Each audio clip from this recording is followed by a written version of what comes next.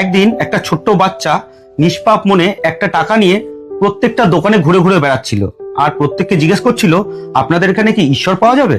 তো সব দোকানদাররা সেই বাচ্চাটিকে বকে তাড়িয়ে দিচ্ছিল। সেইভাবে ঘুরতে ঘুরতে হঠাৎ করে একজন বুড়ো দোকানদারের কাছে গিয়ে পৌঁছালো, আর সেই দোকানদার তাকে ডেকে জিজ্ঞাসা করলো যে তুমি ঈশ্বরকে খুঁজছো, ঈশ্বরকে তোমার কি দরকার? তখন বাচ্চাটি বলল, এই পৃথিবীতে আমার মা ছাড়া আর কেউ নেই, আমার মাই আমাকে খাওয়ায়, কিন্তু আমার মা এখন খুব অসুস্থ, আমার মা হাসপাতালে ভর্তি, আর ডাক্তার বলেছে যে একমাত্র ঈশ্বরই তোমার মাকে ভালো করতে পারবে। আমার মায়ের যদি কিছু হয়ে যায় তাহলে আমাকে কে খাওয়াবে? তখন বুড়ো লোকটি তার কথা শুনে তার থেকে একটা টাকা নিয়ে তাকে একটা গ্লাসে একটু জল দিল, দিয়ে বলল যে তুমি যাও, গিয়ে এই জলটা তোমার মাকে খাইয়ে দাও, তোমার মা সুস্থ হয়ে যাবে। সেই কথা অনুযায়ী বাচ্চাটি গিয়ে জলটা তার মাকে খাইয়ে দিল, আর তারপরের দিন ডাক্তারবাবু মায়ের অপারেশন করলো আর মা সুস্থ হয়ে গেল। কিন্তু হাসপাতাল থেকে ডিসচার্জ হওয়ার সময় বড় সড়ো একটা বিল দেখে তার মা ঘাবড়ে গেল।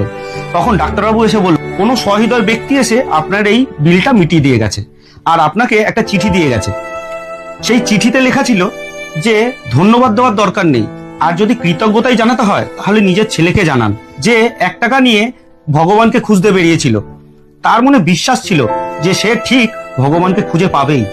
তো ভগবানকে পাওয়ার জন্য কোটি টাকা দানের কোনো প্রয়োজন হয় না, মনের মধ্যে ভক্তি আর বিশ্বাস থাকলেই ভগবানকে পাওয়া যায়। বুঝতে পারলে?